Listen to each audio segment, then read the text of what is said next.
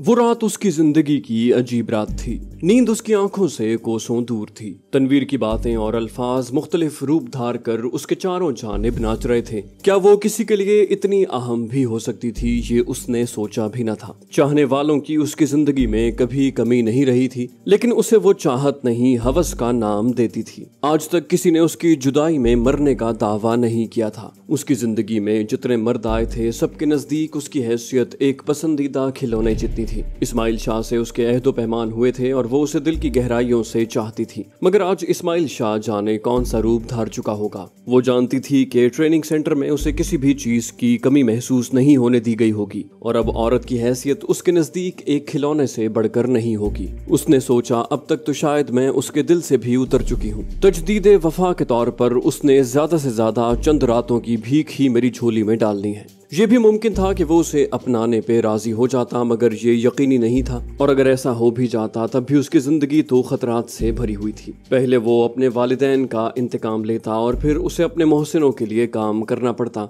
गोया हर लम्हा मौत का खौफ और हर लहजा पकड़े जाने का डर। ये ऐसी बातें थी जिन पे वो इससे पहले गौर नहीं कर सकी थी। इसी के साथ एक और ख्याल उसकी सोच में दर आया। वो ये कि इस्माइल शाह के करीब जाने का मतलब था इंडियन एजेंटों के करीब जाना, और उन्होंने लाजमन पार्वती को पहचान लेना था। उसके साथ जब उससे इतना अरसा गायब रहने का सबब पूछा जाता तो उसके पास कोई जवाब न होता। बिलफर्ज वो कोई कामयाब बहाना कर लेती, तब भी उसे पुराने काम पर लौटना पड़ता जो उसके लिए मौत के मुतरादिफ था। जबकि तनवीर को अपना लेने का मतलब एक अच्छा मुस्तकबिल, बेखौफ और आराम व आसाइश भरी जिंदगी थी। लेकिन मेरा राज फाश हो गया तो एक बहुत बड़ा सवालिया निशान उसकी आंखों के सामने लहराने लगा। उस वक्त शायद इस जिंदगी से दस्तबरदारी मुमकिन न हो सके, और फिर धर्म का मसला भी तो था। मगर चंद लम्हे सोचने के बाद मौखरुज जिक्र मसले से उसे इतना बड़ा इशू न हुआ। वो सिर्फ नाम की हिंदू थी। भारत माता के लिए इतनी कुर्बानियां देने के बाद भी उसे कोई सिला नहीं मिला था, तो वो क्यों अपनी बकिया जिंदगी इस नाम नेहाद खिदमत गुजारी में बसर करती। इतना अरसा मुसलमानों के दरमियान रहते हुए उसे एक चीज का अंदाजा हो गया था कि मुसलमान हर किस्म का गुनाह कर सकते हैं, लेकिन धर्म तब्दील करने का सोच भी नहीं सकते। इसके बरक्स हिंदुओं में उसे ये खूबी नजर नहीं आती थी। खुद उसने भी इस्माइल शाह के लिए मुसलमान होने का इरादा किया हुआ था, यानी अगर वो उसके मजहब पर एतराज करता तो वो अपना धर्म छोड़ देती। मगर इस्माइल से पहले ही ये मरहला आ गया था। हाय भगवान, क्या करूं, ऐ मुसलमानों के अल्लाह क्या करूं। दिल की गहराइयों से दुआ निकली। अचानक एक ख्याल आने पे वो उछल पड़ी। वो तनवीर से जिस हालत में रुखसत होके आई थी, उसके बाद तनवीर के लिए उसके जवाब का इंतजार करना फजूल था। वो घबरा के उठ खड़ी हुई, कहीं वो खुद को कोई नुकसान न पहुंचा ले। उसी लम्हे उसके दिल में उस मासूम नौजवान की मोहब्बत उभरी और वो अपने कमरे से निकलकर उसके कमरे की जानिब चल दी। तनवीर के कमरे का दरवाजा बंद था। उसने तशवीश ज़दा अंदाज में दरवाजा धकेला। तनवीर, तनवीर। उसकी आवाज में शामिल घबराहट खुद उसके लिए भी हैरानी का बायस थी। वो मुलाजिमों को बुलाने के लिए पर तोलने लगी कि कमरे के अंदरूनी जानिब कदमों की चाप उभरी और दरवाजा खोलकर फातिमा ने बाहर झांका। दीदी, आप खैरियत तो है? वो खुश्क होंठों पे जबान फेरते हुए बोली, मैंने सोचा आप भी कुछ देर आराम कर लें। वो बोली, दीदी मैं अभी आई हूँ, इससे पहले अम्मी जान जहाँ मौजूद थी। पार्वती बोली, कोई बात नहीं, तुम जाओ आराम करो, मैं तनवीर की देखभाल करूंगी। खिलाफ तवक्को फातिमा राजी हो गई, जैसे आपकी मर्जी। और हाँ दीदी, एक बात। उसे जाते हुए कोई ख्याल आया तो उसने दरवाजा बंद करती पार्वती को पुकारा। पार्वती उसकी तरफ मुतवज्जे हुई। जी। फातिमा बोली, दीदी वो आपके बगैर नहीं जी सकेगा। और फातिमा उसे हक्का बक्का छोड़कर चली गई। दरवाजा बंद करके वो तनवीर की चारपाई के करीब पहुंची। तनवीर दरवाजे की खटपट से जाग गया था, या शायद वो सोया ही नहीं था। बोला, मैडम आप इस टाइम? वो बोली, हाँ मैं, क्या मेरा आना मना है? पार्वती ने हल्के फुल्के अंदाज में गुफ्तगू का आगाज किया। तनवीर ने कहा, नहीं, हैरान कुन है, ख्वाब देख रहा था कि आप आई हैं। हकीकत कैसे हो गई? ख्वाब तो झूठे होते हैं। पार्वती उसके साथ चारपाई पर बैठते हुए उसका सर दबाने लगी। उसके मुंह से निकला, पगला। तनवीर बोला, मैडम आप इस खौफ से आई हैं ना कि कहीं मैं खुदकुशी न कर लूं? वो बोली, अगर मैं कहूं कि हाँ तो फिर? तनवीर बोला, नहीं, मैं खुदकुशी नहीं करूंगा, इसकी जरूरत भी नहीं है। आपके बगैर मैंने यूं भी ज्यादा से ज्यादा चंद दिन ही जिंदा रहना है। आप मेरा बुखार देख रही हैं ना,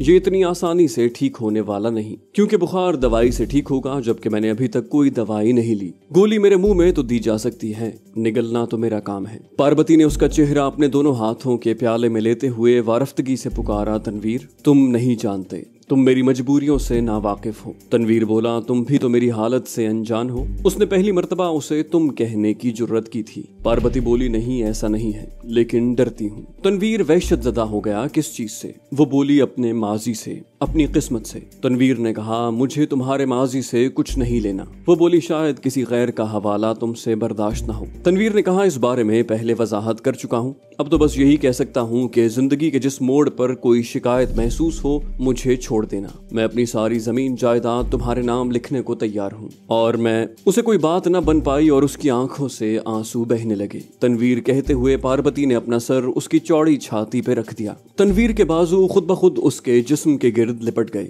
ना मालूम वो कितनी देर उसी हालत में रहे। पार्वती को ऐसा सुकून कभी किसी की आगोश में ना आया था। उसका दिल चाह रहा था कि सारी जिंदगी इसी तरह बीत जाए। कोई अंदेशा, कोई खौफ, कोई गम उनके करीब ना आए। अपने ख्यालात की तर्जुमानी उसे तनवीर की सरगोशी में सुनाई दी। मैडम, काश ये वक्त यहीं ठहर जाए। वो बोली, मैडम नहीं, शहजादी कहो। उसकी आवाज किसी अल्हड़ लड़की की तरह लर्जी। तनवीर बोला, वो तो तुम हो, इसमें क्या शक है। वो काफी देर इसी हालत में प्यार भरी गुफ्तगू करते रहे, यहाँ तक कि उनके कानों में सुबह की अजानें गूंजी। तनवीर ने कहा, कितनी जल्दी सुबह हो गई है ना? वो क्या कहते हैं कि दी मौज़न ने शबे वसल अज़ां पिछले पहर, हाय कमबख्त को किस वक्त खुदा याद आया। पार्वती मुस्तफसिर हुई, अच्छा मुझे मुसलमान कब करोगे? वो मुसर्रत से हकलाया, सच मैडम? वो बोली, हाँ सच, मगर ये बात हमारे दरमियान राज रहेगी। तनवीर ने कहा, ठीक है, मैं सुबह ही अपने इस्लामियात के टीचर से किसी गैर मुस्लिम के इस्लाम लाने का तरीका पूछने जाऊंगा। पार्वती उसके माथे पर हाथ रख कर फिक्रमंदी से बोली, अपनी हालत देखी है। वो मुस्कुराया, ये बीमारी तो अब चंद लम्हों की मेहमान है। उसी वक्त दरवाजे पर दस्तक हुई। तनवीर बोला, बाजी होंगी, और पार्वती दरवाजे की कुंडी खोलने चलती।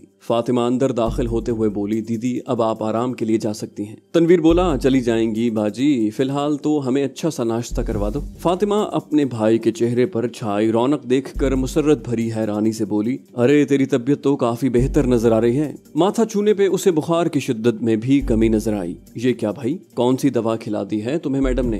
तनवीर मुसर्रत से चहका, तुम्हारा भाई बहुत खुशकिस्मत है बाजी। फातिमा पार्वती से लिपट गई, सच दीदी, जबकि उसकी आंखें हया से झुक गईं। वो बच्चों की सी मासूमियत से मुस्तफसिर हुई, दीदी मैं आपको भाभी कह सकती हूँ? वो आहिस्ता से बोली, तनवीर से पूछ लो। फातिमा बोली, इसका मतलब है कह सकती हूँ, मेरी अच्छी भाभी, मेरी प्यारी भाभी। फातिमा जैसे मुसर्रत से बेकाबू हो गई थी। तनवीर पेट पे हाथ फेरता हुआ बिलबिलाया, बाजी नाश्ता तो ले आओ ना, भूख लगी है। फातिमा बोली, अभी लाई।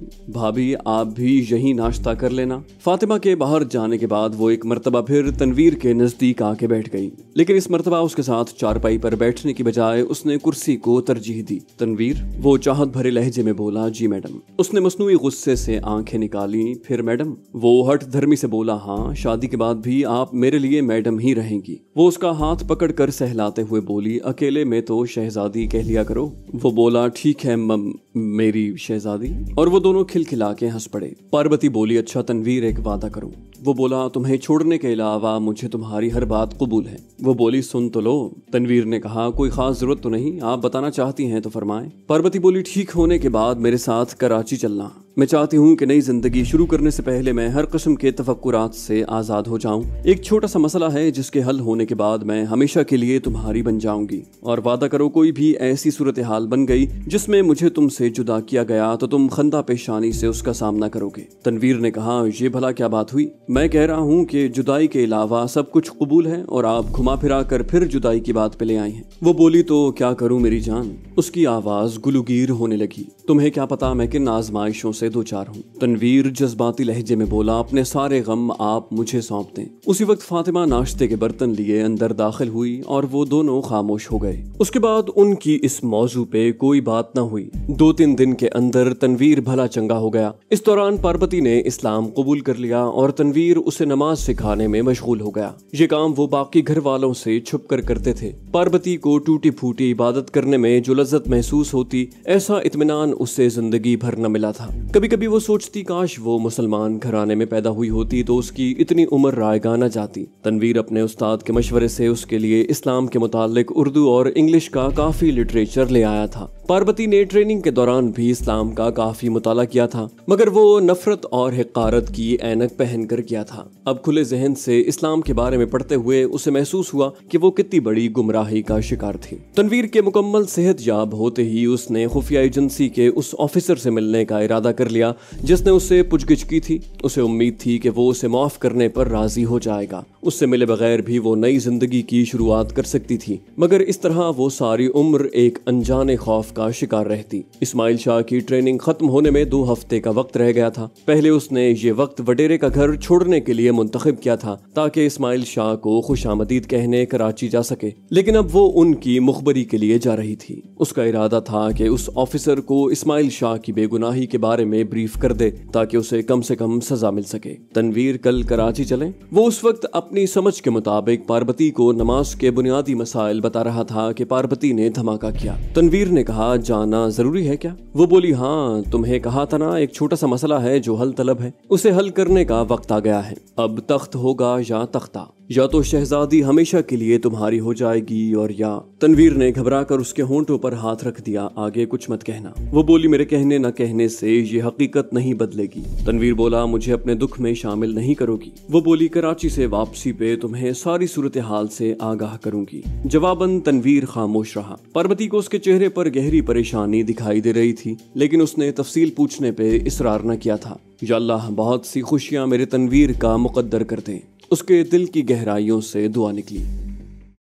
अगले दिन वो दोनों सुबह सवेरे अपनी गाड़ी में कोर्ट से निकले। शाम तक वो कराची पहुंच गए थे। रात एक होटल में गुजार कर दूसरी सुबह पार्वती ने तनवीर को साथ लेकर उस इमारत का रुख किया जहां से वो भागी थी। इस मकसद के लिए उसे काफी देर गलियों में फिरना पड़ा, मगर आखिर उसने वो इमारत ढूंढ ली। उस इमारत के सामने गाड़ी रुकवा कर वो नीचे उतरी। उस वक्त भी वो नकाब में थी। अभी वो गेट से चंद कदम दूर ही थी कि चौकीदार अंदर से बरामद हुआ। जी बीबी जी, किससे मिलना है? वो बोली, भाई मैं इरफान की बहन हूँ। पाशा के मोबाइल से आने वाली आवाजों में उसने इरफान का नाम सुना था और वही नाम चौकीदार के सामने दोहराते हुए बोली, उनके एक ऑफिसर से मिलना चाहती हूँ, लेकिन भाई साहब इस बात का इल्म इरफान को नहीं होना चाहिए। चौकीदार बोला, बहन जी, इरफान? उसके लहजे में पाई जाने वाली झिझक इस चीज का मजहर थी कि पार्वती का तीर निशाने पर लगा था। वो बोली, हाँ भाई, इरफान। चौकीदार बोला, मगर इस टाइम तो उसका अफसर यहाँ मौजूद नहीं। वो बोली, आप मुझे उसके घर का एड्रेस दे दें, मैं वहीं जाती हूँ। वो बोला, मगर आपको इस जगह का एड्रेस कैसे मिला?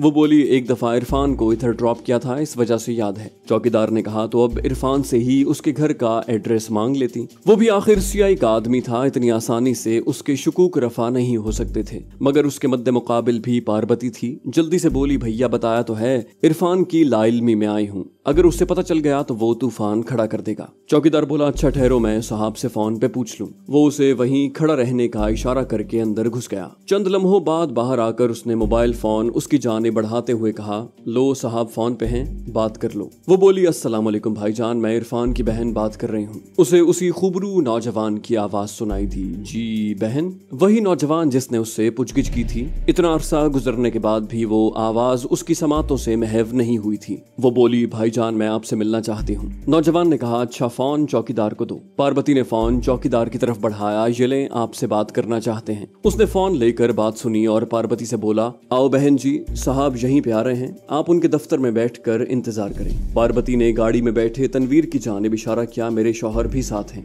चौकीदार बोला, इसे कहो गाड़ी अंदर ले आए। चंद लम्हों बाद वो इमारत के अंदर थे। पार्वती का दिल आहिस्ता आहिस्ता कांप रहा था। नामालूम उसका फैसला दुरुस्त था या गलत। उसे एक गैर आदमी पे इतना एतबार नहीं करना चाहिए था, मगर अच्छे मुस्तकबिल और बेखौफ जिंदगी के लालच में वो ये जुआ खेलने पे आमादा हो गई थी। आप लोग अपने मोबाइल और दूसरा सामान गाड़ी में छोड़ दें, चौकीदार ने मौद्दबाना लहजे में कहा, मगर पार्वती जानती थी कि इस मौद्दबाना लहजे के पीछे कौन सा तूफान पोशीदा है। उसने बगैर किसी हिचकिचाहट के अपना पर्स और सेल फोन गाड़ी में रख दिया। तनवीर ने भी उसकी देखा देखी जेब से तमाम चीजें गाड़ी में मुंतकिल कर दी। चौकीदार उन्हें वॉक थ्रू गेट में से गुजार कर एक सादा से दफ्तर में ले आया। ऐसे गेट तनवीर ने एक मर्तबा एयरपोर्ट पर देखे थे, जब जहाज पे सवार होने से पहले उनमें से गुजरना पड़ता था। वो जानता था कि इस गेट से गुजरते वक्त किसी भी किस्म की धात की चीज जेब में होने पे एक तेज घंटी बजती है, मगर इस बात की उसे समझ न आ सकी कि इस इमारत में ये एहतमाम क्या मानी रखते हैं। उसने दिल में इरादा कर लिया कि ये बात बाद में शहजादी से जरूर पूछेगा।